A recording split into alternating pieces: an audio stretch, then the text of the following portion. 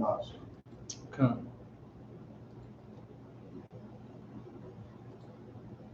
Is it in the Apocrypha? Yes.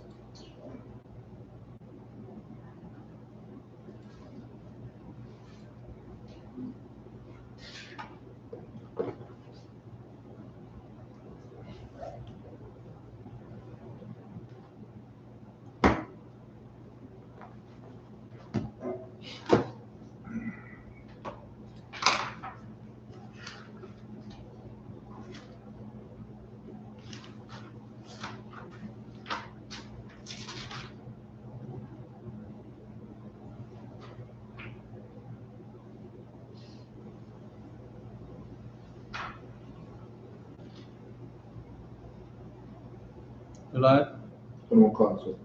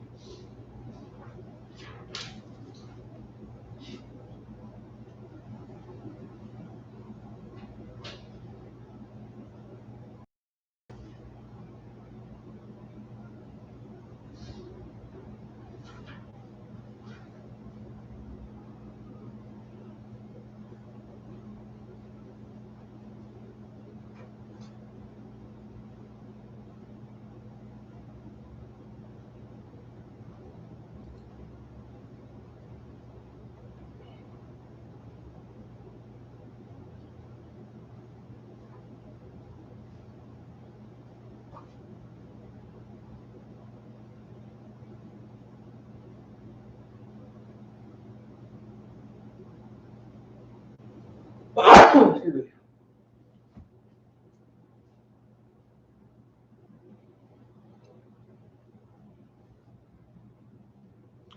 All right, shalom. We're going to get started in a few seconds.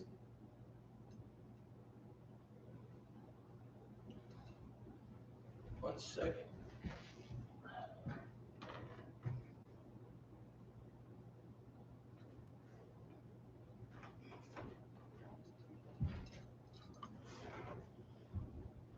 Okay.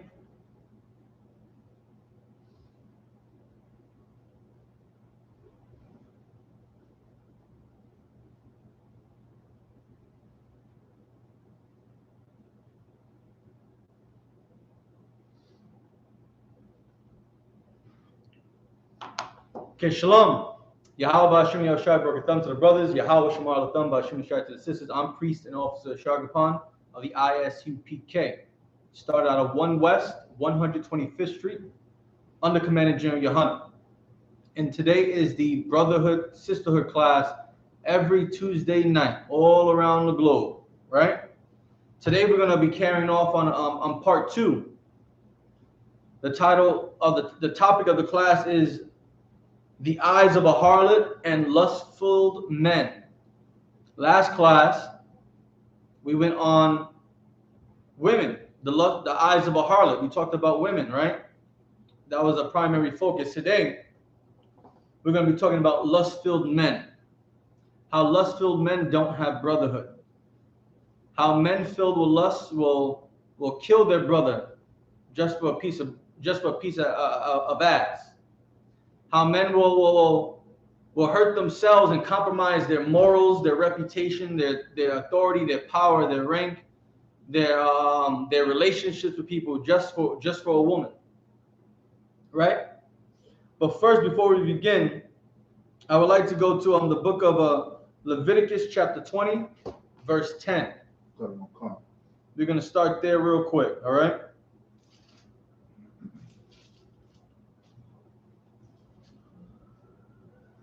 Leviticus chapter 20, verse 10. I thought you have it. And the man that committeth adultery with another man's wife. Now, a man that does what?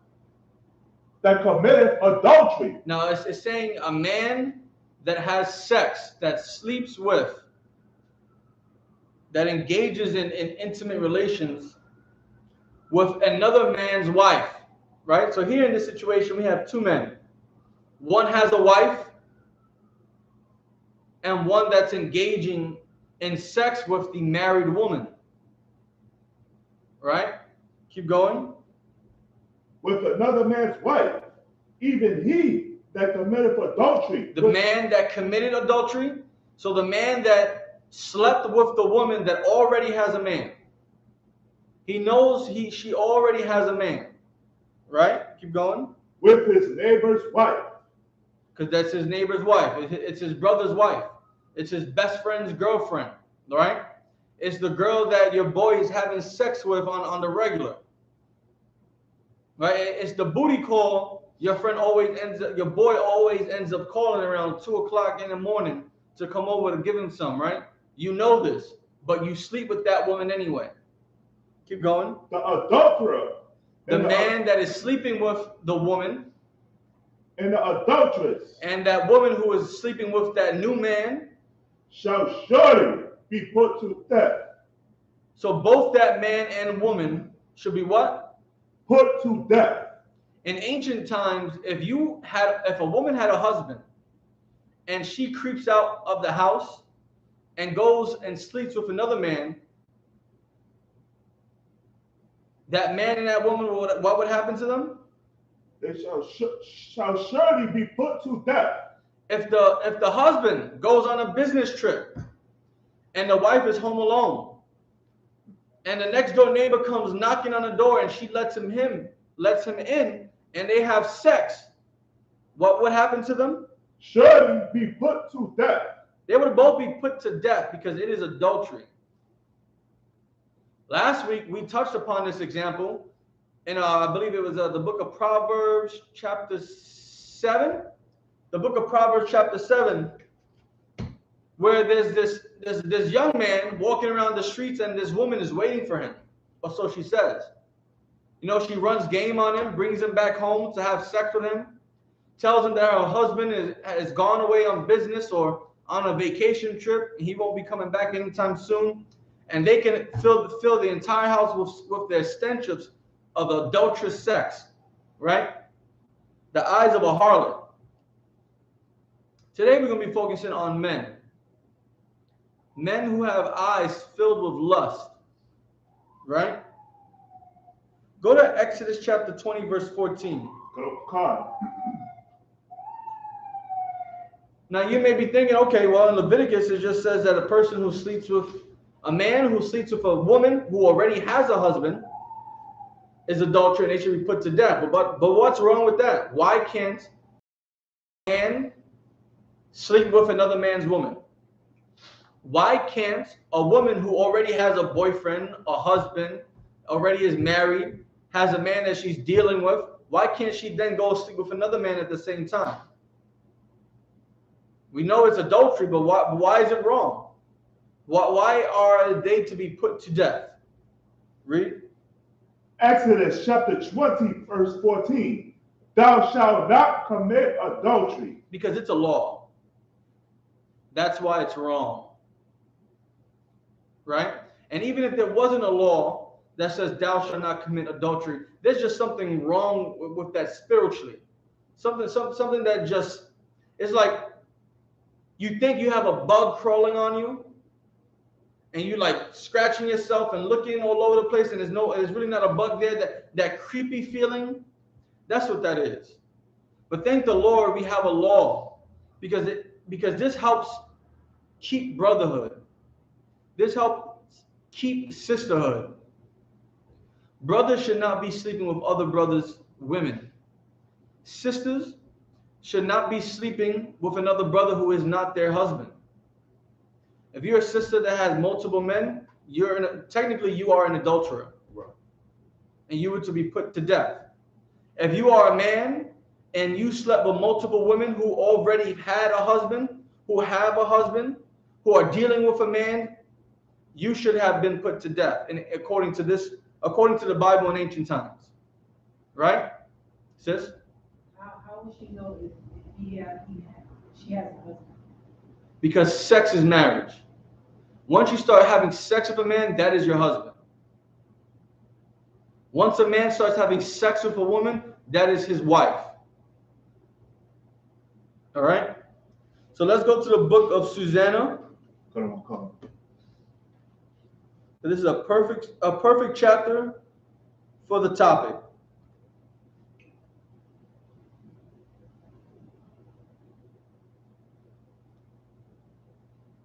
Go ahead. God, the history of Susanna, chapter 1, verse 1. There dwelt a man in Babylon called Joachim. There was a man called, say it again? Joachim? Joachim, right? There's a man called Joachim. Keep going. Verse 2. And he took a wife. He did what? He took a wife. How do you take a wife? How does a man take a wife? How does a woman become a man's wife? Sure. By both the man and the woman having sex with each other. Yes. They've had sex. They sleep with each other. You know, you can get very cultural and ceremonial with it. You can have a wedding. You can ask the dad for the woman's hand in marriage. Give him a dowry. Throw a big party. Invite all families and friends, right? But at the end of the day, sex is what cements that man and that woman together. Right. So he took a wife, meaning he ended up having sex with a woman who is now his wife. She has a husband. Keep going. Whose name was Susanna. What was her name? Susanna. Okay, keep going. The daughter of Chelcias, a very fair woman, and one that feareth the Most High. This woman, Susanna, was a very beautiful woman, very beautiful sister. But most importantly, she did what? Feared the Most High. She feared the Lord. She obeyed the Lord's laws, statutes, and commandments. That's very important, because that is what a good sister would do. Right. A good sister would fear the laws, statutes, and commandments of the Most High God and honor her husband in every single way. Just by doing that, just by fearing the Lord, you know that she's keeping these laws, statutes, and commandments. Right. She's being a wonderful wife to her husband. Because a whore doesn't fear the Lord. Right.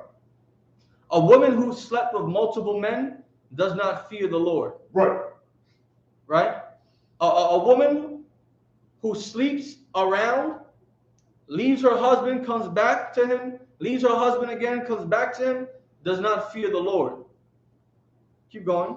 Verse 3. Her parents also were righteous. A what? Her parents also were righteous. And her parents, both mother and father, were righteous, meaning that they did not commit adultery on each other. They brought her up in a good household, fearing the Lord. Continue.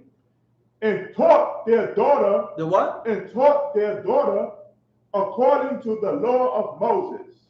And they taught their daughter to obey the laws of God, just like Moses instructed.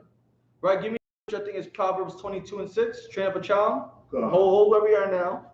And let's go to Proverbs. I believe it's 22:6. 22:6. Proverbs chapter 22, verse 6. Train up a child. What? Train up a child. Go back, hold that. Go back to the Apocrypha. God. What did the parents do? Her parents also Skip that part. And taught their daughter. What? And taught their daughter. Go back to Proverbs. Train up a child. Go back to Apocrypha. And taught their daughter. Go back to the Proverbs. Train up a child. Keep going. In the way he should go. But these parents listened to what Proverbs said. It said, train up your child the way they should go. And what is the way they should go? Go back to the Apocrypha. God and Lord God. And taught their daughter according to the law of Moses. So when you train up a child, you want to train them up and teach them according to the laws of Moses. That is where you find our laws, statutes, and commandments. And these two parents that Susanna had, both of them were righteous. Both of them, from what we can tell, did not break the laws, because it says they were righteous. They kept the laws. They taught Susanna these laws. Susanna grew up fearing the Lord, right? And in the book of Proverbs, it says to train up a child the way they should go. And we're learning that in the book of Susanna, her parents taught her the way of the laws of Moses. Keep going. Susanna. Verse 4. Now Joachim was a great rich man. Now her husband, Susanna's husband, Joachim, was a great rich man, wealthy man. Think about the Jay-Z's in the world, right? Think about the Kevin Harts, right? The Will Smiths, the LeBron James and the Kobe Bryants, right? Very wealthy brothers, right? Think of any famous Hispanic boxer, think of Ronaldinho down, the Brazilian soccer player. These are very wealthy men, rich men. Keep going. And had a fair garden. What? And had a fair garden. And he had a beautiful garden. Keep going. Joining into his house. Listen, this is the same exact house that Kanye West had. You see that house it's all on the news now. That whole Ye Kim, whatever we want to call it, breaking up, going over the divorce settlements. You know, Kim's getting this house, $70 million house. You look at the pictures, beautiful garden house. Think of that. Think of a mansion, and this mansion has a beautiful garden, like you see in the movies, right? Keep going. And to him resorted the Jews. And what? And to him resorted the Jews. Now his brothers, the Jews, our people, they will go to him. He had a beautiful home. Why not, right? If I had a beautiful home, all my brothers and sisters are welcome to come. So I'll have a house just for the generals that they can stay in. Right. I'll have a side house as a barrack so the brothers can come and crash in. Right. Right? You can use my garden as a playground for all the kids. Why not? Have a big ass kitchen where food will be made for everyone around the clock. Right? This is Joachim. He had so much money, he was able to do these things and have his brothers come to him, right. Gather into his house, gather into his garden, gather onto his property. Keep going. Because he was more honorable than all others. Because he was more honorable than all others. He was more honorable than all others. He did all things with honor. He had brotherhood. He welcomed people. Let's dig a little deeper. What could make him be more honorable than? Think today's class is brotherhood, right? Think of all the things an honorable man would do for brotherhood.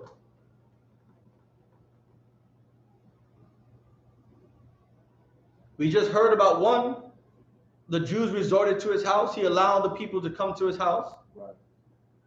What else would an honorable man do for the sake of brotherhood? Shaw? An honorable man would not sleep with his brother's wife. Correct. And we're going to get there. That's good you said that. What else?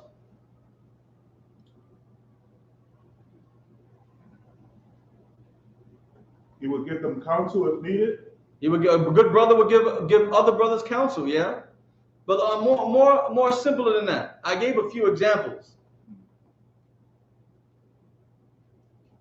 Right? If you have a apple orchard, right?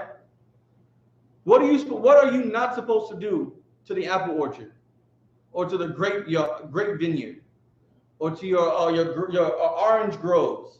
What are you not supposed to do? Would that be mingle the seed?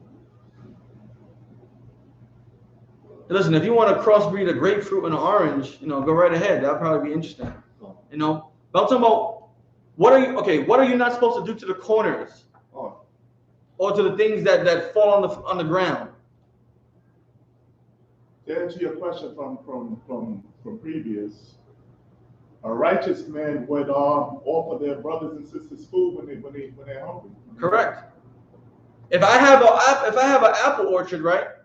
The law says that I'm not supposed to harvest the corners, the edges of my apple trees.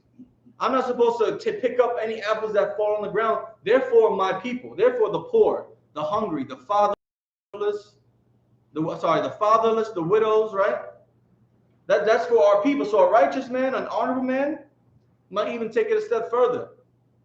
Might have daily food meals to give to his people. Come to my house at 8 o'clock in the morning, then 1 o'clock in the afternoon, then 7 o'clock at night, and you will always be fed. There will always be food for you. That's what an honorable brother would do, right? If he's able to. Because in this case, Joachim is in a position to do that, right? So he was more honorable than all others. Keep going. Verse 5. The same year were appointed 2 of the ancients of the people to be judges. So here in that same year, two of the elders were appointed to be judges. Now, if you're going to be a judge, you're supposed to be very honorable, very wise, very knowledgeable of the laws, statutes, and commandments of God. Be deemed to be a righteous person, a righteous man, right? And now they've been appointed to the position of a judge, one who hears things and makes decisions, makes the right decision based on the law. Keep going. Such as the Most High spake of, that wickedness came from Babylon, from the ancient judges, who seemed to govern the people. However, wickedness seemed to come from these ancient judges. Meaning these 2 men were appointed to be judges and they were wicked. They were not righteous. They were doing things in the dark that people didn't know about. Because all the people saw were good things, which is what made them go into those positions of power.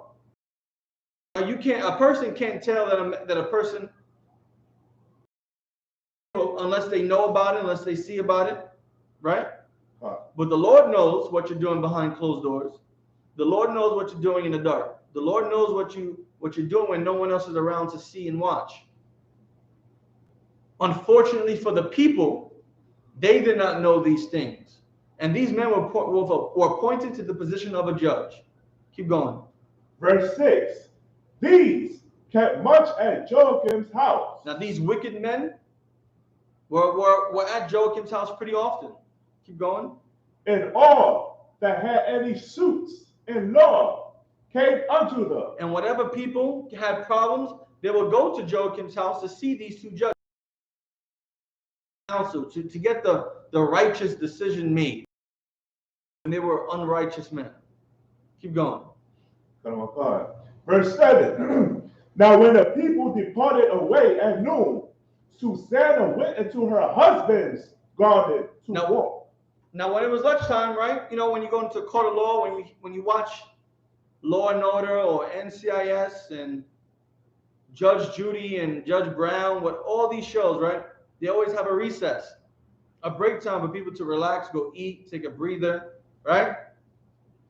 When it came to be noon, when it came to take a break, everyone left, and Susanna decides to go relax in her husband's garden. Keep going. Verse 8. And the 2 elders. The what? And the 2 elders. The 2 elders, these 2 judges, these 2 ancients, right? Who were supposed to be righteous men, who are put into positions of power to judge over the people. Keep going. Saw her going in every day and walking, so that their lust was inflamed toward her. And every day, these 2 judges would see Susanna walking about the house, walking about the palace, the mansion, the gardens, on the property. They would always see Susanna. And what? So that their what? So that their lust. Their what? Lust. Today's class is the second portion of the title, Lustfilled Men. Their burning desire, their wicked and disgusting sexual desire for Susanna, keep going, was inflamed. It grew every day. Every day they wanted her more and more.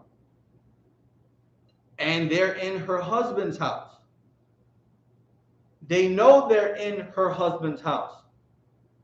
They're welcomed into the house by the husband.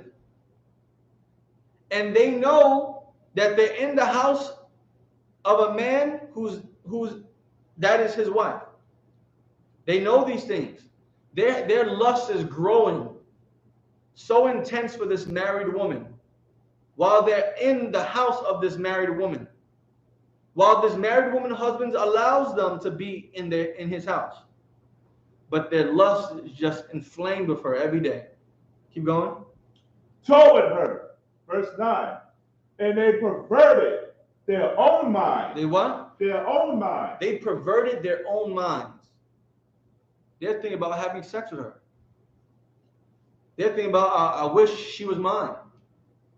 I wish she would leave her husband and be with me. If I can just have one night with her, the things that I would do to her. Right? Think of all the things men filled with lust create in their minds for the woman that they have lust for. Right? You see all these women on TV like Jennifer Lopez, Beyonce, Rihanna, right? Cardi B, always half naked on the television screen. All the men that are probably looking like, damn, she's so beautiful. I would love to have sex with her. If only I was Jay-Z and not Jay-Z, right? If only I was Offset from the Migos so I could have sex with Cardi B every night. Right? If I was Offset, I would never sleep with another woman if I had Cardi B as my wife. Right? They perverted their own mind. Keep going. And turned away their eyes.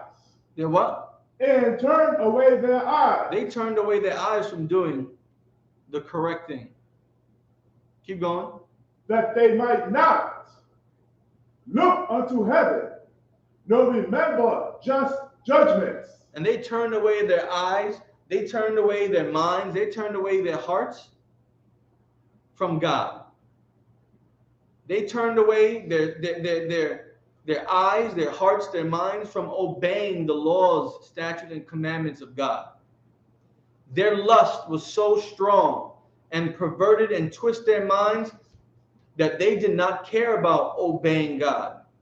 They did not care about doing the lawful thing. They did not care about the fact that she already has a husband. They did not care about the fact that they were in the husband's house, lusting over the husband's wife. They turned their eyes away. Keep going. Verse 10. And albeit they both were wounded with her love. They're both were what? Wounded with her love. They're both, weak in the knees. They're both, every time they saw her, they just, like their hearts melt. Right. Lusting over her. You know how the people, sick in love, right? They were sick in love over this woman. Keep going. Yet, daughters, not one shew another his grief. But they wouldn't show each other how badly they wanted this woman. They wouldn't show each other or tell each other or let each other see how much they were hurting just to be with this woman. Every time she walks by, I feel so hurt because I can't tell her how much I love her. I don't want the other man to see. Meanwhile, he's singing the same thing. Every time she walks by, I'm dying to be with her. But I can't let the other man know that I'm in love with this woman. Because they both would be wrong. They were wrong already, but now they both would know that each other is wrong too. Keep going. Verse 11. For they were ashamed to declare their lust. Their what? Their lust. They were ashamed to declare their lust. Wicked, disgusting, unrighteous sexual desire with burning intensity for this married woman, because they were supposed to be righteous judges. They were supposed to be men of the Lord, and here they are, burning in their lust for this married woman, perverting their own minds with the things that they would want and would do if they had a chance with her. Knowing that she's already married, not caring that she's already married. You want to say something? God. These are not brothers. Right. These brothers have destroyed whatever honor they ever had amongst the eyes of men. As we read this story, we can know this, we can observe this, we can learn this lesson. These two men have no brotherhood. Keep going. That they desired to have to do with her. And they desired to get their freak on with her. They wanted her. Both of them wanted her. Both of them wanted this married woman. Both of them wanted this married woman while they were in the house of the man who's married to her. Keep going. Verse 12. Yet they watched diligently. They what? Yet they watched diligently. They made sure to always watch. Keep going. From day to day to see her. They went out their way. No, you know how when a beautiful woman walks by and men turn around, break their necks, right? Hey, listen, the woman could be single. The woman could be married, right? The only way to know is if you ask the woman, are you married? That's why it's always a good thing. Before even dealing or talking with a woman, you should ask the woman, are you married? Right. Do you have a husband? Is there a man that you're dealing with? Right? Because you want to be sure that the woman that you think is beautiful, that you would like to get to know, that you would like to get to see what kind of personality she has, to see if she's willing to change her life and serve the Lord. You want to know if she's already married or not. Right. These men, they're breaking their neck for a woman who they already know is married. Come. They're slowly following her, trying to be inconspicuous, just so they can look at her behind. Watching her drink a glass of water. Maybe it's a hot day and she's sweating, and how they wish they could be the rag that she's wiping the sweat off of. Think about it. All the lustful things that a man can think about, these men are doing it to a woman that is already married. They know she is married. Right. Her husband has welcomed them into his house. Keep going. Come, verse 13. And the one said to the other, let us now go home, for it is dinner time. So now one turns to the other and says, hey, check it, listen, it's time for us to leave. I'm hungry, dinner time. Let us both go home, and so that way we can eat. I'll see you later. I'll talk to you later, all right? Keep going. Verse 14. So when they were gone out, they parted the one from the other. And so they're walking out the house. They're walking out of the husband's house, Joachim, both going their separate ways to go home. They say bye to each other and they go their own ways. Keep going. And turning back. What? And turning back. They turned back. Both of them. Keep going. Again, they came to the same place. They, after saying bye to each other, peace out, I'll see you tomorrow, they leave. Their lust makes them turn back around to go back to the house, to the same place. Keep going. And after that, they had asked one another the cause. And they both end up seeing each other again. And they say, why are you here? Well, why are you here? Well, why did you turn around and come back? I thought you were going home for dinner. Well, I thought you were going home for dinner too. Why are you here? Keep going. They acknowledged their lust. They both admitted to each other that they're burning with wicked, unrighteous sexual desire for this married woman in the house of the man who's married to this woman. Keep going. Then appointed they a time both together, when they might find her alone. And these two disgusting, lust-filled men who have absolutely no brotherhood conspire with each other to spy on this married woman, to be able to find a time and place where they can watch and see this woman like a peeping Tom. Right. They want to go and watch this woman while she's getting dressed, watch this woman while she's taking a bath, watch this woman while she's eating, watch this woman, God knows what she's doing. Whatever these disgusting, vile, peeping Toms like to do, watch you, on the toilet or whatnot. These are disgusting men. Right. And they conspire and come together to find the best times and places to come together with each other to watch this woman. Disgusting. Right. Keep going. Verse 15. And it fell out, as they watched a fit time, she went in as before with 2 maids only. And now, they found the perfect time to watch her, and this is what they're seeing at this. Keep going. And she was desirous. What? And she was desirous. About to go wash herself, take a bath. Moms are about to watch her take a bath. Keep going. In the garden, for it was hot. Verse 16. And there was nobody there save the 2 elders that had hid themselves and watched her. And there was no one around but those 2 elders, those 2 creeps, those 2 perverts, those 2 peeping toms, those 2 unrighteous and wicked judges watching her while she's bathing. Keep going. Verse 17. Then she said to her maids, bring me oil and washing balls, and shut the garden doors, that I may wash me. So that now she sends her maids away to go get her some soap, some oils, something to wash herself with so she can smell good, feel good, have her skin feeling nice, right? So she can wash herself. Keep going. Verse 18. And they did as she bade them, and shut the garden doors, and went out themselves at private doors to fetch the things that she had commanded them. So they go and they close the doors and they exit through a private door to get the things that she wants. Keep going.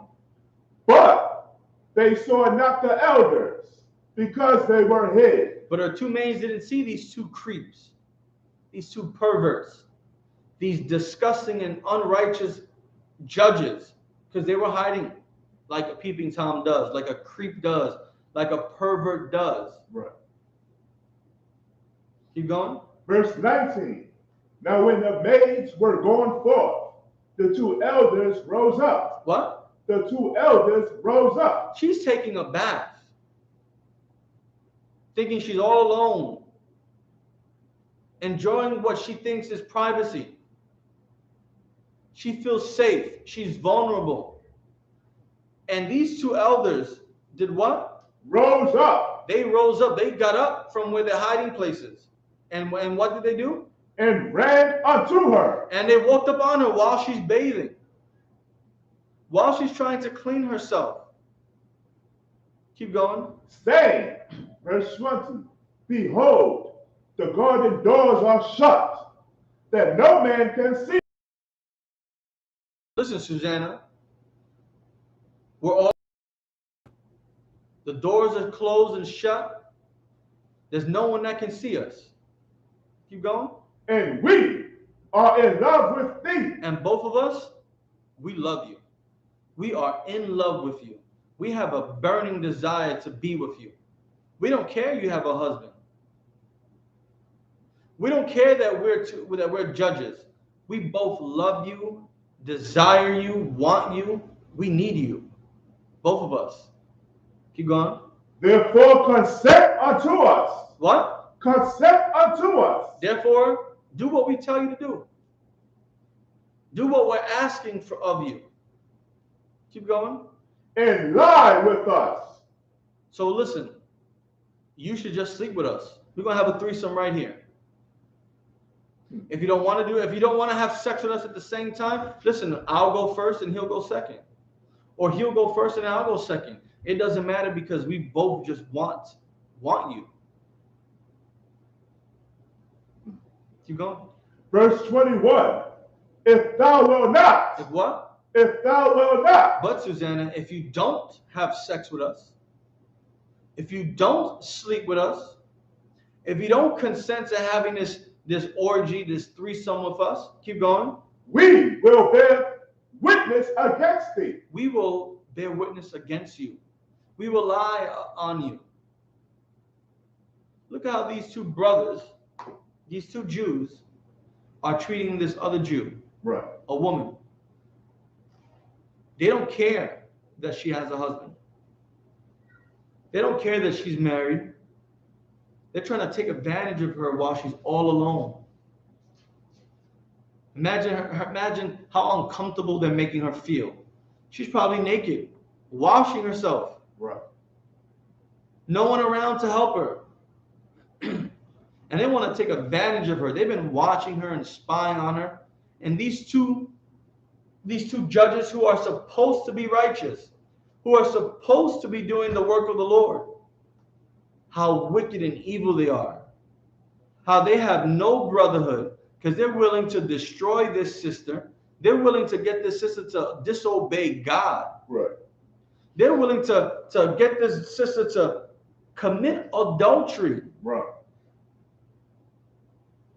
And if she says no to this, they're going to lie on her. Right. They're going to bring false accusations against her. Now, this is a woman that fears God. She's a real sister. She honors her husband. She honors the Lord every day by fearing the Lord, by being a righteous woman. Right. And here you have two disgusting, lust-filled men who are supposed to be men of the Lord, trying to get her to commit a sin. And if she doesn't commit this sin with them, they're going to lie against her and said she did something unlawful and unrighteous. Right. Keep going. That a young man was with thee. And they're going to say, well, if you don't have sex with us, we're going to say that you had sex with a man that was not your husband. And we saw this happening. We saw you commit this adultery against your husband. This is what we're going to say we saw if you don't sleep with us. Keep going. They're saying if you don't commit adultery with us, if you don't have sex with us, then we're going to say you committed adultery anyway with somebody else. So it's either you have sex with us, or us two righteous men, us two judges, us two honorable and well-respected men of the Lord, we're going to say we saw you committing adultery. Keep going. And therefore thou didst send away thy maids from thee. And that is why you set your maids away. We're going to say that you wanted to have sex with some random man in your husband's house. And that is why you decided to send your husband away. It's like, can't get this thing more to drink up, Michelle? Come on, closer. These two men have absolutely no brotherhood. These lust-filled men, these two lust-filled men are absolutely disgusting. They're in Joachim's house, welcomed as guests. Two judges, judging over all Israel, solving any problems or any crimes and making the right decision according to the laws of God. And here they are in their brother's home, lusting, wanting and secretly desiring to have sex with their brother's wife. And it doesn't stop there. They secretly are watching her every day. Their desire to sleep with this married woman grows every day. They even plan the days and times where it would be best to go watch her and spy on her. The water. Right now, they've been watching her bathe behind a bush or something. How creepy and perverted is that? Watching her bathe. Her thinking she's all alone, safe and sound. Meanwhile, these two disgusting perverts, these peeping toms, are watching her. Right. These two men don't fear the Lord. Because if they feared the Lord, they wouldn't do this. Right. Now, it also makes you wonder. Sometimes people make mistakes. And they have the opportunity to learn from these mistakes. They're still going to have to pay for these mistakes, right, one way or another. They're going to pay for these mistakes. They're going to pay for the things that they've done wrong. And Lord allow they learn from these mistakes. And they never do it again. But something tells me that these two men, they've been doing this for quite some time. Right. Something tells me if they were wicked before they were appointed to these two seats as judges, That means that they were wicked before they became judges. Right. They damn sure must have been doing other wickedness, or maybe the same wickedness before this. Keep going. Verse 22. Then Susanna sighed and said, I am straightened on every side. She's trapped. She don't know what to do. She's in fear. Because on one side, she has to have sex with these two disgusting men and commit adultery against her husband and sin before the Lord. On the other hand, if she decides to stand firm and fear the Lord and honor her husband and not commit adultery, then these two well-respected, supposedly righteous judges are going to lie on her and say that she committed adultery. Now, who are the people going to believe? This woman or these two men of the Lord, quote unquote? Who are the people going to believe? These men that were made judges to judge over all Israel, who have all this knowledge and wisdom, or this woman? She's stuck on both sides. She don't know what to do. Right. Keep going. God, for if I do this thing, it is death unto me. Because what? It is death unto me. If she sleeps with these two men and commits adultery on her husband and sins before the Lord, that's a death penalty. She would know that she sinned. These two men would know that she sinned. The Lord would know that she sinned. And the penalty for committing adultery is death. Right. Like we read in Leviticus 20 and 10. Surely shall be put to death. Keep going. And if I do it not. And if I decide not to commit adultery. Keep going. I cannot escape your hand. She's trapped in the hands of these two quote unquote righteous men. Because they're going to lie on her and say that she committed adultery when she didn't. Keep going. Verse 23. It is better for me to fall into your hands. What? It is better for me to fall into your hands. Susanna feared the Lord so much, she decided what? It is better for me to fall into your hands. Susanna wasn't scared of these two men and decided not to commit adultery. And what? And not do it.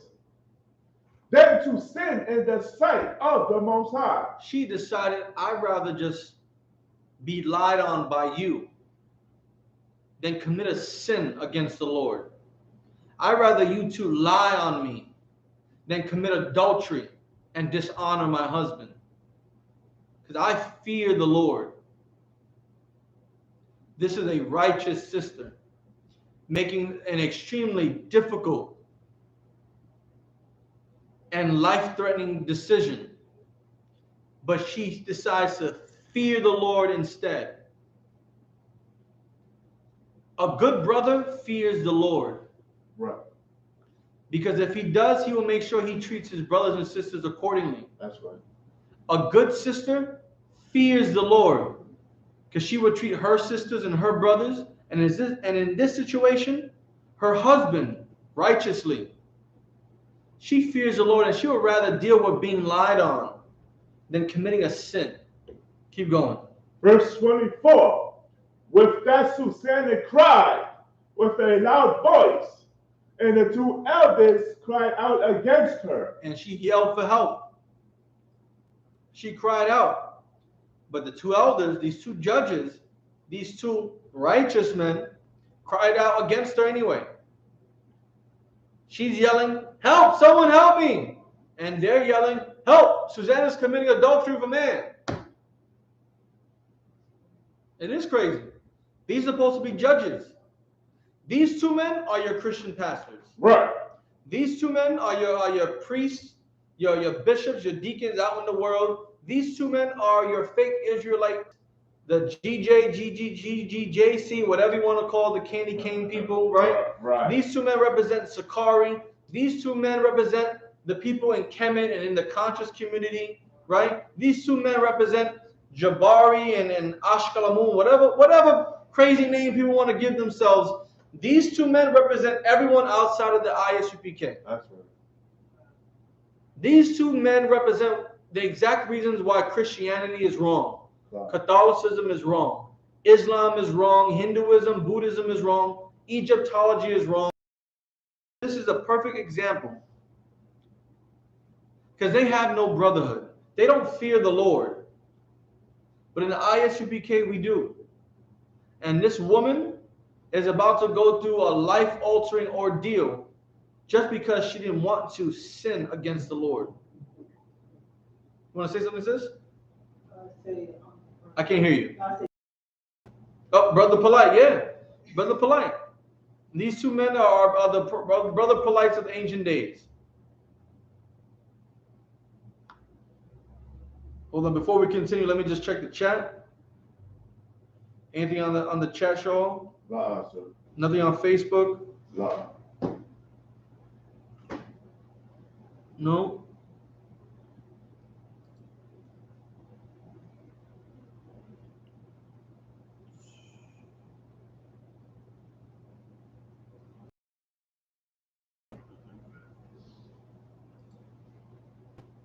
Okay. Hold on Yonkers.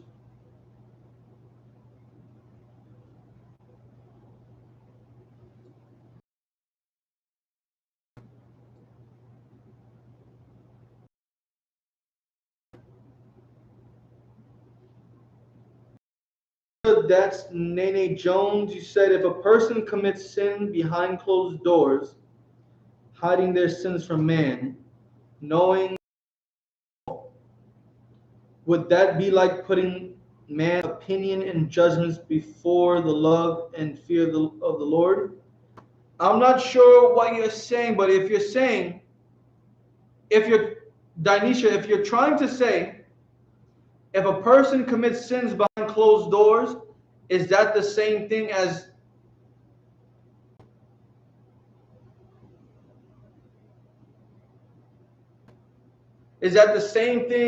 putting another person's opinions or judgments before the Lord?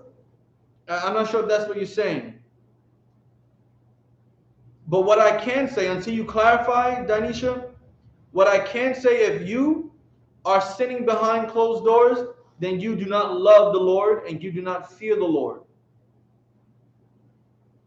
If you value other people's opinions and their judgments more than you love and fear the Lord's judgments, then you don't love the Lord, you don't fear the Lord. I hope that helped.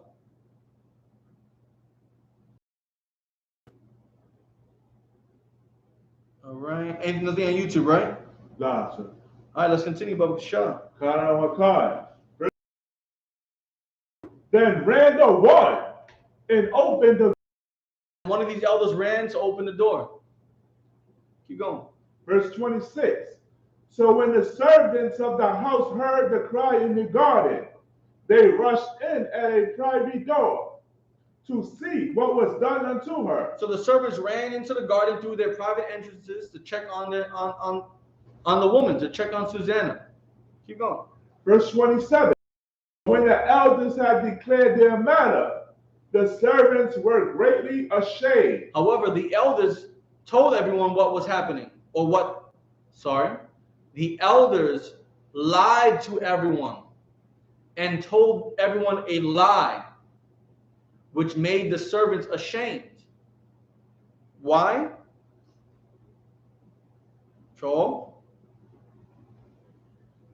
Because they knew that she was slacking. Oh, slacking.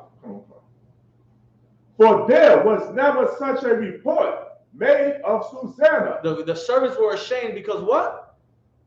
There was never such a report made of Susanna. They were ashamed. They were taken aback. They were in disbelief. Susanna committed adultery? Right. No. Oh my, I can't believe this. I'm so embarrassed. You know how people, when you turn on the news, right? You see on the news and you see Timothy shot Jonathan, murdered him in cold blood. I can't believe this. He is such a good child, you know. He grew up in a great home. I can't believe he would murder this person. I can't believe he was selling drugs. I can't believe he's going to jail. I'm in such disbelief. I'm embarrassed. I would never expect this from him. I've never heard of him getting into any gang violence or using drugs, right? These servants, these people, they're taken aback. They're ashamed because never have they ever even heard a whisper that Susanna was a whore, that Susanna would like to have sex with random men. Never have they ever heard that Susanna was an adulteress, Right. was a sinner. All they know is that she's a righteous woman. She fears the Lord. She honors her husband. Her parents are righteous parents, and they taught her and grew her up knowing the laws of God and obeying the laws of God. They are in complete disbelief. Keep going. Verse 28. And it came to pass the next day, when the people were assembled to her husband, Joachim, the two elders came also full of mischievous imagination against Susanna to put her to. So the next day when everyone assembled, her husband too, these two men had the most devilish plan to get Susanna to be put to death. Because they didn't want to risk any chance of Susanna telling the truth. They didn't want to risk their lies being exposed. So they wanted to get her to be put to death as fast as possible. Keep going. Verse 29. And said before the people, send for Susanna, the daughter of Chelcias, Joachim's wife. So they sent. So they called her to come in front of the assembly. Keep going. Verse 30.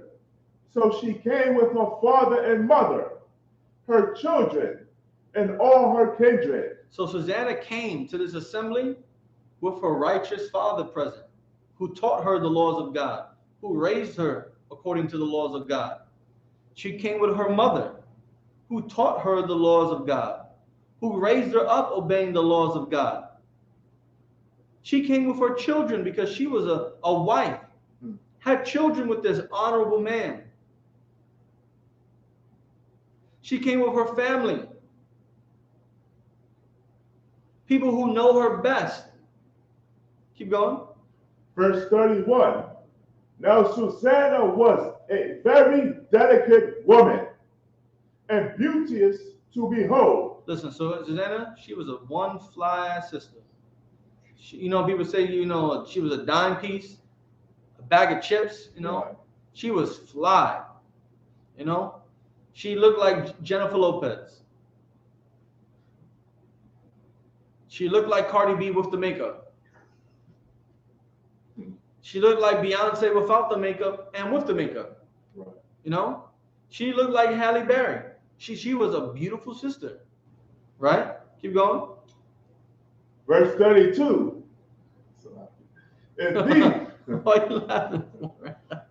Cardi B with the makeup? I was hoping you mentioned Angela Bassett. The Angela Bassett. Right. Verse 32. And these wicked men commanded to uncover her face, for she was covered, that they might be filled with her beauty. And these two disgusting, vile, lustful men are about to put this woman to death on her. Right. And they're so filled with their lust and so disgusting and so unrighteous. They want to see her last time. Right. And they want her to take her veil off, to take her face covering off, so they can look at this beautiful woman one last time before they lie and put her to death. Keep going. Verse 33. Therefore her friends and all that saw her wept. Because this woman is about to be put to death. And they can't believe it. They can't believe that this righteous woman, this woman who feared the Lord, committed a sin. Right. committed adultery, because they know that the wages of sin is death. And for you to commit adultery, you will be put to death. Everyone is sad. Everyone is weeping. And they're crying because she's being lied on and they don't know. These two brothers are proving that they're not real brothers. Right. They're trying to get their sister killed, all because their sister did not want to be unsisterly to another brother, which was her husband. Keep going.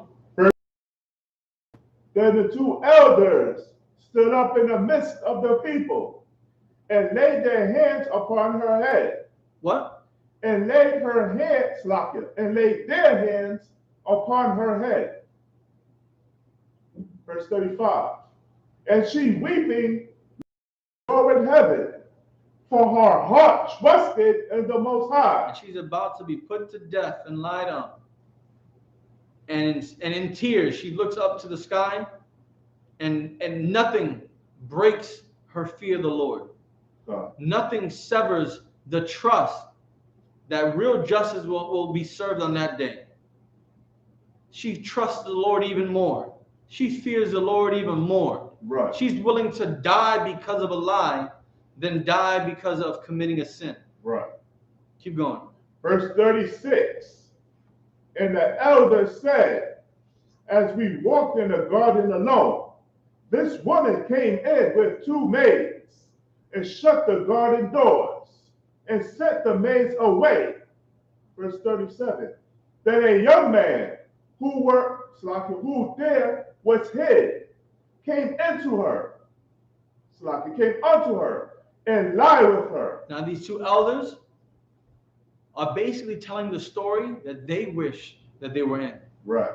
These two disgusting peeping toms are telling the story of their imagination. They imagine themselves watching her get taken a bath and in the water and the suds all over her body.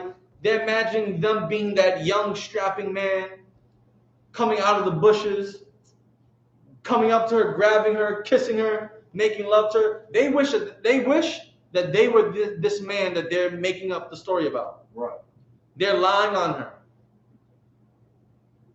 Notice how what they did has been incorporated into their lie to make it more truthful. Right. They said that she came in with two maidens. How would they know that she came into the garden to take a bath with two maidens? Right. If they weren't there watching her. Right. Right? How would they know that she sent her two maids away if they weren't there watching her? Right. Right? Now remember, her maids were instructed to close the door so no one can see. Her maids exited through a private doors where no one could enter. Right. So these two elders were going to sit there and watch her naked. These two elders were going to sit here and watch her get naked, watch her take a bath.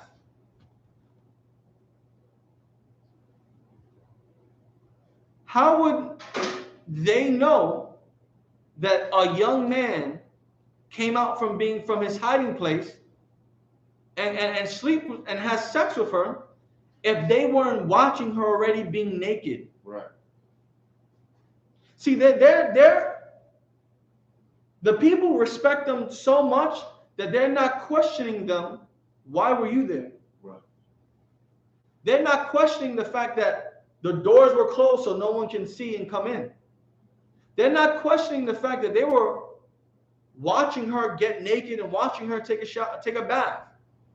They're not questioning, where were you then that you saw her and she couldn't see you? God. Where were you then where you were hid to where the other person that was hiding couldn't see that you were there hiding as well? Right. No one is questioning this thing because they have a respect of a person. God. They're respecting these two elders because these two elders are elders. They're judges. They've been given into position of power. All that they believe are this BS of a story that these two men are lying. creating to kill Susanna for not wanting to sleep with them. Keep going. Verse 38. Then we that stood in a corner of the garden, seeing this wickedness, ran unto them. And so we were standing in the corner. Doing what? Salakia. Yeah. Salakia. Yeah. Then we stood in a corner of the garden, seeing this wickedness, ran unto them. Verse 39. And when we saw them together, the man we could not hold, for he was stronger than we, and opened the door and leaped out. Okay, so they were standing in a corner, and when they saw what was happening, they rushed to stop what was happening. They tried to wrestle the young man to stop him and hold him down, but he was stronger.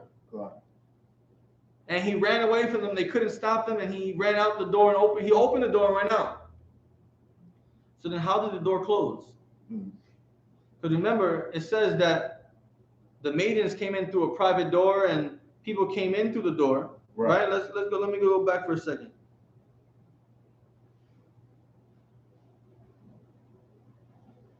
It says in verse 26. Sorry, it says in verse 24 and 25 that one of the elders ran to open the garden door. But why would you open the garden door if the door's already open? Because the man ran through it. Right. Yep. We that stood in a corner, well, what were they doing standing in a corner while she was bathing? Yeah. So I guess they were facing the wall. Like, you know how you're in timeout, tell you to go face the wall? Right. I guess they were both facing the wall, right? And didn't know what was going on behind them. And then for some reason they decide to just turn around and they see all this happening.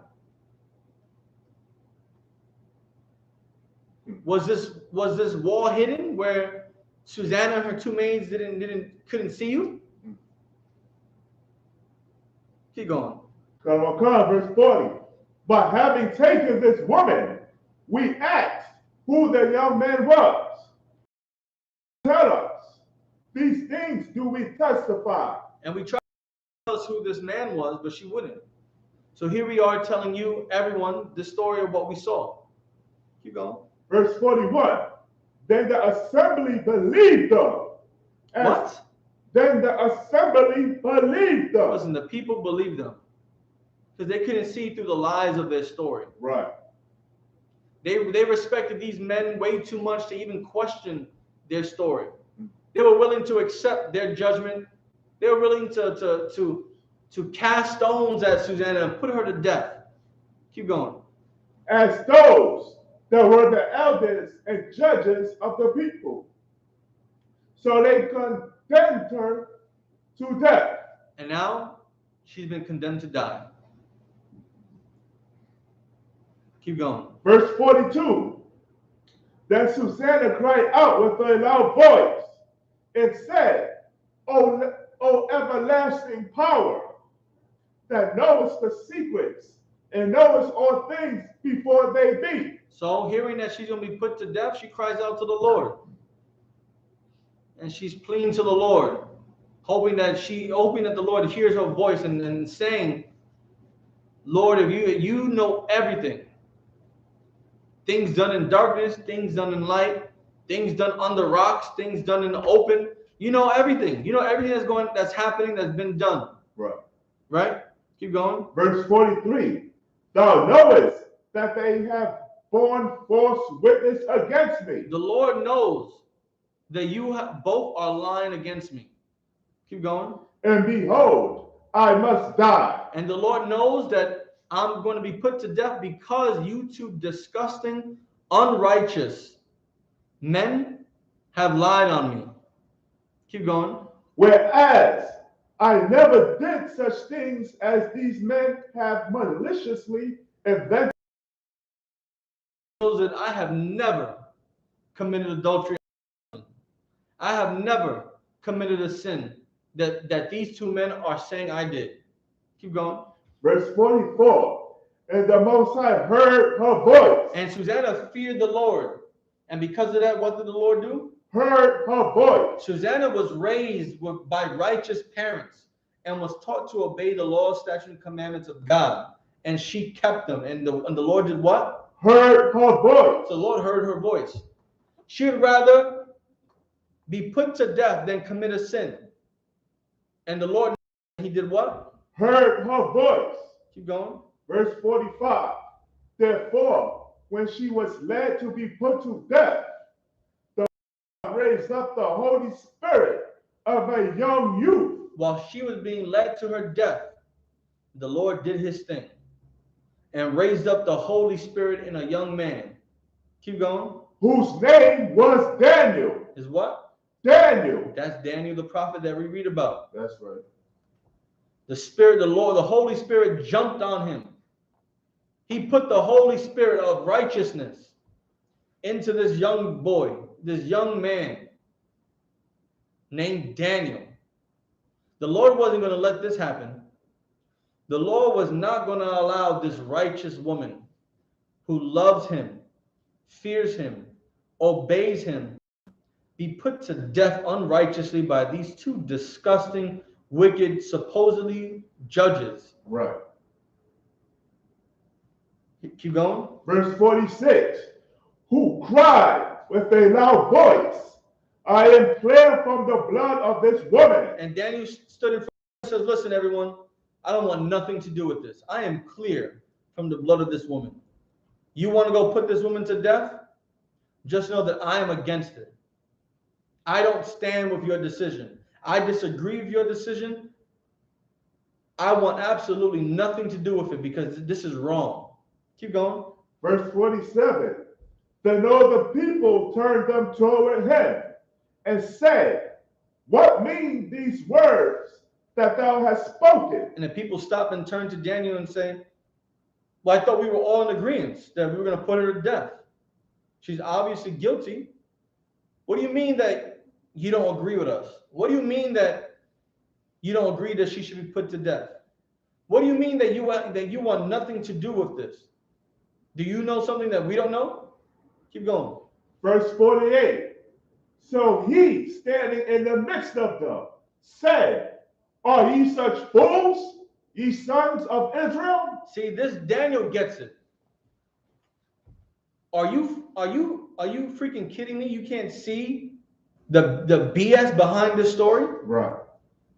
Are you all such fools that you can't see the holes in this story? It makes no sense. Right.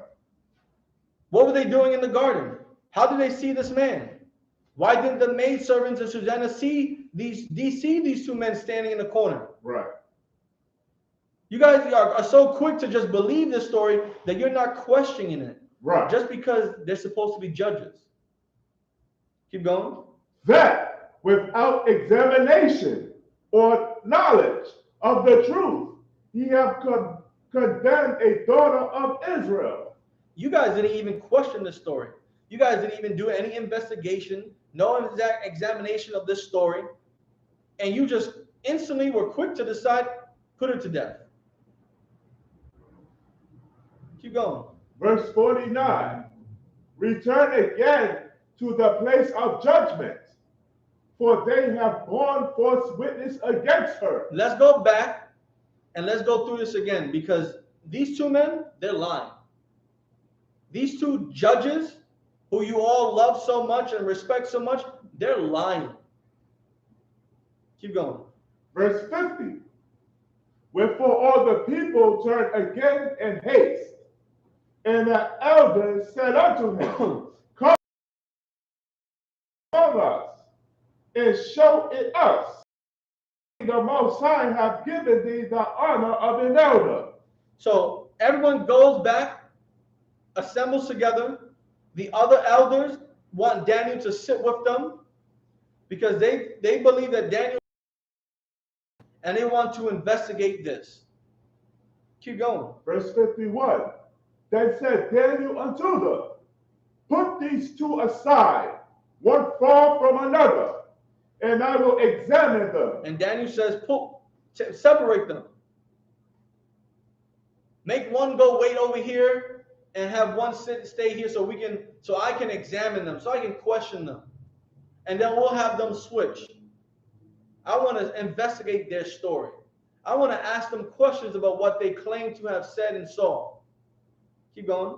Verse 52. So when they were put asunder, one from another, he called one of them. So he separated them so they can't get their story straight. He's going to question them one at a time separately. Keep going. And said unto him, O thou that art waxed old in wickedness. And he tells the first one, you disgusting devil. Right. You disgusting wicked man. Every day you get more and more disgusting and wicked and unrighteous. How dare you say you are a judge of Israel? Keep going. Now thy sins which thou hast committed aforetime are come to light. Now all the sins that you have done, they're now being brought forth into the light. All the sins that you have done. Not just the one for today, not just the one now that you're lying on. Every sin that you've done is right here in the forefront. Keep going. Verse 53. For thou hast pronounced false judgment. Because you're supposed to be a judge. And here you are making false judgments. Here you are spreading lies when you're supposed to be seeking the truth. Keep going. And has condemned the innocent, and has let the guilty go free. And here you are condemning the innocent to death and allowing all the guilty to walk free. Keep going. Albeit the Most High saith, the innocent and righteous shalt thou not slay. Yeah, check it out, you disgusting wicked man. The Lord said that the innocent and the righteous, they're not going to die today. Keep going. Verse 54. Now then, if thou hast seen her, tell me, under what tree sawest thou them company together? Now tell me, you disgusting wicked man, who has no brotherhood. Tell me, under what tree did you say they were having sex? Tell me, show me the tree. Tell me what tree it was that Susanna and this supposedly man were under while they were having sex. Which tree did you see them under? And then the man replied, this fake judge replied, who answered, under a mastic tree. And Daniel said, oh, okay. Under a mastic tree, right? So you're saying you saw them and caught them having sex. You caught Susanna committing adultery with a man under a mastic tree, right? Okay, keep going. Verse 55. And Daniel said, very well. Okay, that's good. Okay, thank you for telling me this. Keep going. Thou hast lied against what? Thou hast lied. Thou hast lied. On head. Just remember that you have lied. You said they've had sex under a mastic tree. I know you're lying. You know that you're lying. The Lord knows that you're lying. Right. Keep going. For even now, the angel of the Most High have received the sentence of power to cut thee in two. Because as you just lied, God has already sent your death sentence to the angel that's going to come and cut you down. Your sentence of death has already been granted and it has been allowed to happen by God. Just as soon as you opened your mouth and said that you saw them under a mastic tree, your death sentence was approved. Right. Just remember, you deserve this death because you lied. You're supposed to be a brother to the people. You're supposed to be a judge to the people. And here you are being a disgusted and wicked brother. Here you are being an unrighteous and wicked judge. about to have an innocent woman be put to death over your disgusting lust, and you're going to die for it. Keep going. Verse 56. So he put him aside and commanded to bring the other, and said unto him, O thou seed of Canaan, of Judah, beauty hath deceived thee, and lust have perverted thine heart. So he tells this man to be taken away someone else and calls for the other wicked judge and tells him, listen, you wicked man, your lust has deceived you and tricked you into committing sins. It has perverted your heart and has twisted you to be unrighteous. Keep going. Verse 57. Thus hath he dwelt with the daughters of Israel. And I know that the same thing that you've done and you're doing to Susanna, you have done to other women in Israel. Isn't that what we were saying before? Now, of course, I know this story already. Of course, we've gone all over this story plenty of times here in the ISUPK since 1969. So this is nothing that's new. Right. But to fully examine this story, we have to be critical in what we're reading. And if these two men were willing to do this to Susanna, we have to understand that it's possible that they have done this to other women in the past. Right. It said that wickedness was put in the place of judge. Let me get the exact word. If we go to verse 5, it says, that same year were appointed two of the ancients of the people to be judges, such as the Lord spake of, that wickedness came from Babylon from ancient judges who seemed to govern the people. So listen, wickedness judging the people of Israel. Right. These two judges were wicked before they became judges. So it's not far-fetched to think that they were wicked before they decided to do this to Susanna. And we've just learned here that what? Read it again. Thus have we dwelt with the daughters of Israel. You have done this to other sisters.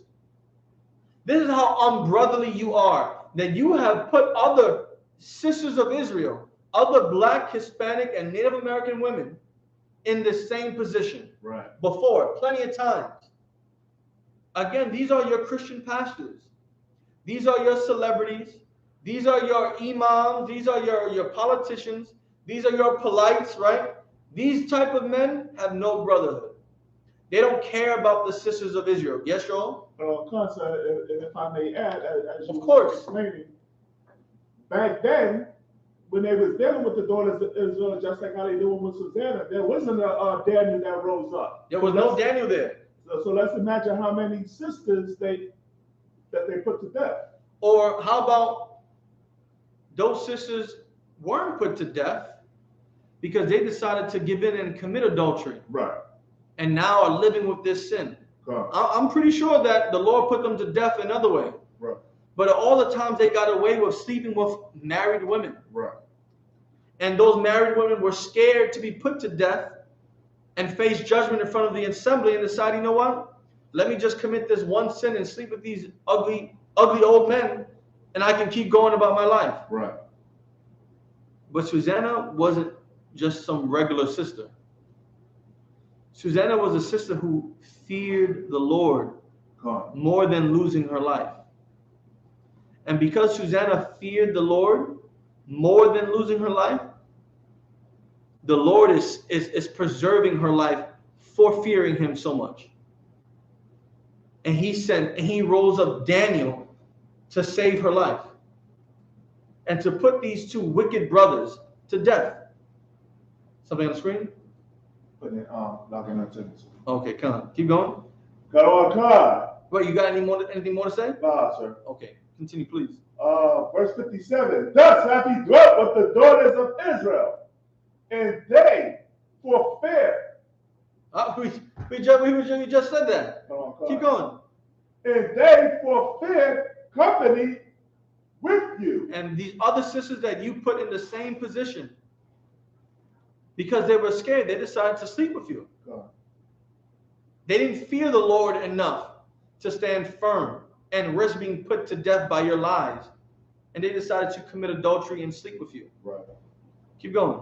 But the daughter of Judah, who would not abide your wickedness. But Susanna, she wasn't gonna give in to your lies, your deceit, your lust, your wickedness, your unrighteousness. That's right. Susanna would rather be put to death than disobey the Lord. That's right.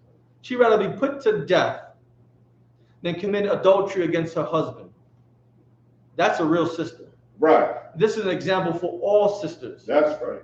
To be just like Susanna, to fear the Lord so much that you would rather risk being put to death than break the laws of God. Than sleep outside the house on your husband. This is an example for brothers too. To love your sister enough, to love your brother enough, to leave married women alone. That's right. To honor and respect that a woman has a husband already. Keep going. Verse 58. Now therefore tell me, under what tree didst thou take them companying together? Now you tell me. Sex under. Go ahead, tell me. I want to know. I want to know what lie you're about to tell me. So tell me, lie and tell me the tree that you say they had sex under. Go ahead. Who entered under a home tree. Keep going. Verse 59. Then said Daniel unto him, well, thou hast also lied against thy own head. Daniel said, well, check it out. For you that lied. I know you're lying. Right. You have just lied against yourself. You said they had sex under a home tree, right? What do you think your partner said they had? What tree do you think your partner said? Do you think you and the other man said the same tree? Keep going. For the angel of the Most High waited with the sword to cut thee in two, and he may destroy you. Because now, because you have lied, your death sentence has been granted by the Lord. And the angel is waiting to put you to death. You're going to be put to death for lying. You're going to be put to death for being a wicked judge. You're finally going to be put to death for all the abominable things that you have done. That you have been allowed to escape with as a man with power. Right. You're going to be put to death. And here, it is now being proven in front of everyone who so much and thought that you could do no wrong. Now everyone knows that you are a liar. Right. Now everyone is going to watch you be put to death. Keep going. Verse 60. With that all the assembly cried out with a loud voice. And what? And with that all the assembly cried out with a loud voice. The entire assembly there couldn't believe it. So they did lie. Susanna didn't have sex with a man. Susanna didn't commit adultery with a man. That's right. These two men are liars. Right. These two men are wicked judges. These two men have been making other women fear for their life and having sex with them, making them commit sins. Right. How in the hell did they become judges? These two wicked, unrighteous men were about to put a righteous woman to death for their wickedness. God. Keep going. And praise the Most High, who saveth them that trust in him. And everyone gave thanks and praised the Lord, because the Lord saves those who are righteous. The Lord saves those who fear him. The Lord protects those who trust in him. The Lord will rescue those who obey him. That's right. Anyone who is willing to give up everything, their own life, to obey the Lord has something special for you. The Lord will grant you a life. But for those who are willing to break the laws, so that way they can preserve their meaningless life, listen, the Lord will not be with you. Real brothers, real sisters need to be willing to die for the Lord. That's right. They need to be willing to keep the law, statutes, and commandments, even when they face death and uncertainty. Like the brothers, the brothers and their mother in the book of Maccabees. Right. Even in the face of death, not quavering their fear of the Lord. Movable. Keep going. Verse 61.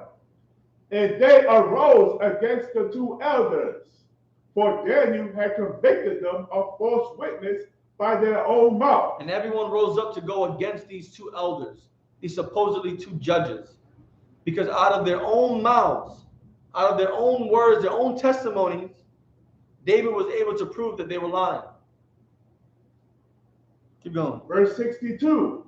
And according to the law of Moses, they did unto them in such sort as they maliciously intended to do their neighbor. So, sis, what does that mean?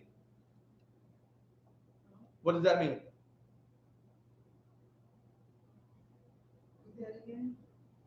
You weren't paying attention? Okay, we gotta not sleep and focus in class, okay? Read it again, show them. Okay, verse 62. And according to the law of Moses, they did unto them in such sort as they maliciously intended to do to their neighbor. So what does that mean?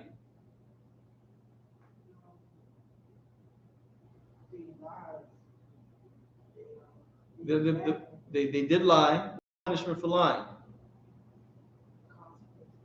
Okay. What were they trying to do to Susanna? Okay, but what were they trying to? What was the punishment that they wanted for Susanna? To put her to death, right? So what's going to happen to these two men? Correct. That's right. Because these two men conspired to put Susanna to death, they're going to get that same reward of being put to death themselves. Keep going. And they put them to death. And they were put to death. These two men were put to death. They received the same punishment that they were trying to get Susanna. They lied on Susanna and wanted her to be murdered. So they instead were put to death. They instead were killed for their crime, for their lying, for their conspiracy to murder an innocent woman. And that's righteous. Right. Keep going. Thus, the innocent blood was saved the same day. And then on that day, where does it say? Hold on.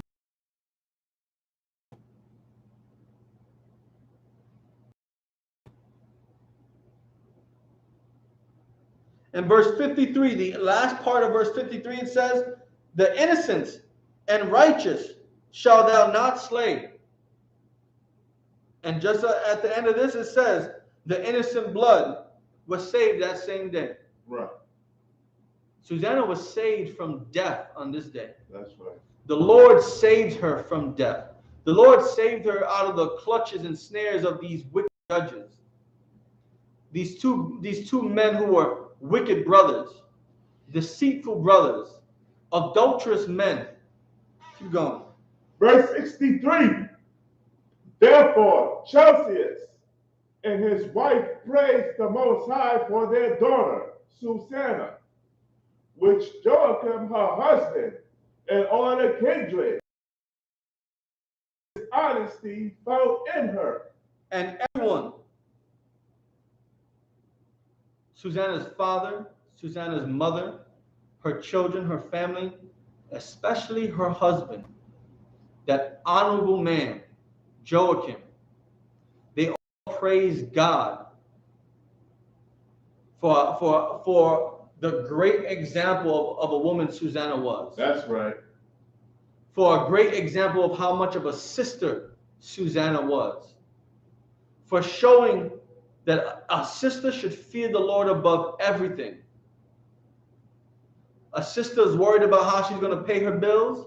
Well, listen, fear the Lord and don't become a prostitute. That's right. Fear the Lord and don't create an OnlyFans. Right. Fear the Lord and don't compromise yourself. Right. And the Lord will take care of you. Keep going. Verse 64. From that day forth was Daniel had in great reputation in the sight of the people. Now Daniel was a good brother. Because unlike these two judges, he wasn't going to respect these two judges just. Right. He knew something was wrong. The Lord put him in a position to dig at these stories where everyone was just easily able to believe. He was a good brother because he wanted to get to the bottom of everything. He wasn't just going to let this slide. And because of Daniel, everyone was proven to be a respecter of persons. A valuable lesson that day. To always get to the and never just believe one person.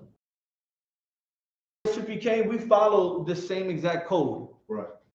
When two brothers or two sisters or when two people have an alt against each other, you're supposed to go to each other. If that can be solved, then it's brought in front of a council. Right. To hear both matters. Not just one person's side of the story. To hear both sides. And if it still can't come to an agreement, to some conclusion, if the person is still not happy with that decision, then it goes before the people. Right. It goes in front of the nation, and then the nation gets involved, and the nation hears these stories. And then a decision is made. Let me just check, before we leave, let's check to see if there's any questions on Facebook. For all the brothers that tuned in, Shalom, Yahweh Bashim Shai Batam. For the sisters, Shalom, Yahweh Shema Batam Bashim Yashai. Okay, this one looks good. That one looks good.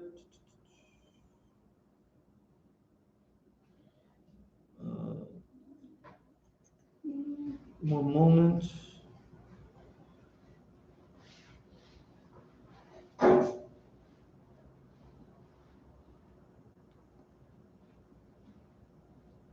Okay.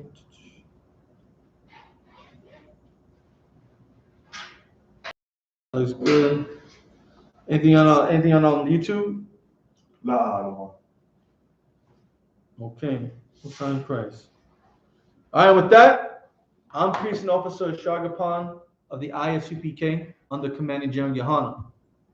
We started out at 1 West, 125th Street, Harlem, New York, back in 1969. And since then, we've been trying to increase and rebuild the brotherhood and sisterhood that has been destroyed amongst Blacks, Hispanics, and Native Americans under this oppressor and under this oppression.